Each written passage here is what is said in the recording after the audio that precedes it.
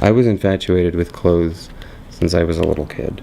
When I was in elementary school, I went through this, like, we lived in the city, and I went through this, like, drugstore cowboy phase, and had no connection to the land whatsoever, but just wanted to dress like a cowboy. And I think that was really my first love of fashion, knowing that you could just change your armor whenever you wanted, and you could be whoever you wanted. Because clothes are such a huge part of, who we are. They're a major anthropological social signifier. It's unfortunate because tailoring and the garment industry is such a huge part of American history.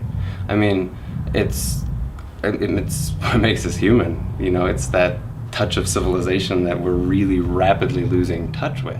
And you'd never know what it came from. I have no idea what some of this came from. Some of it seems like genuine clothing fabric, but then I'm sure that this is like curtains. But I would, in a heartbeat, make a bow tie out of that.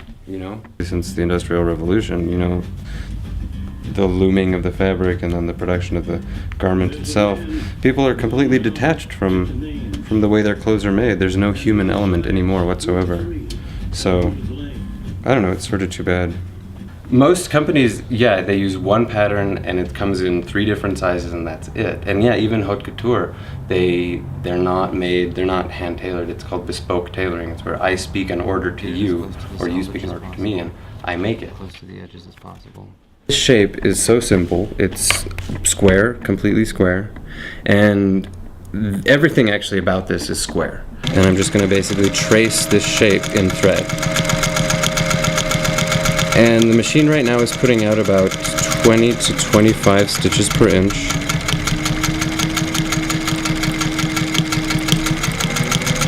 And this is obviously the inside of the bow tie. You can go to Walmart and buy a year's worth of socks for $10 and a year's worth of underwear for $10 and never have to put any thought into what you wear whatsoever. Whereas even 30 years ago, people were, yes, you could do that to some degree, but people were still very concerned with their appearance. And I think a lot of that has gone to the wayside today, and it's really unfortunate.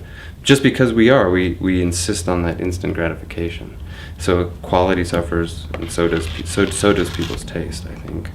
Especially, too, when your tastes get dictated to you by people who make the clothes, by the companies that are designing them.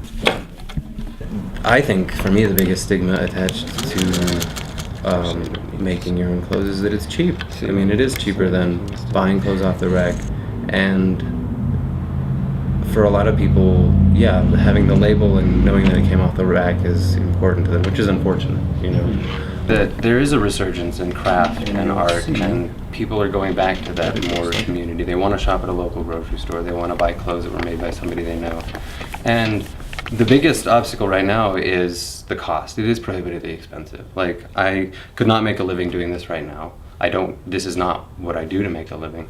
And people can't afford it.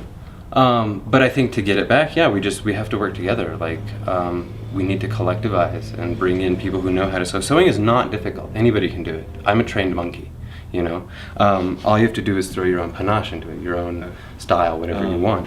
But this is going to be a project. Shirt, pants, and a bow tie.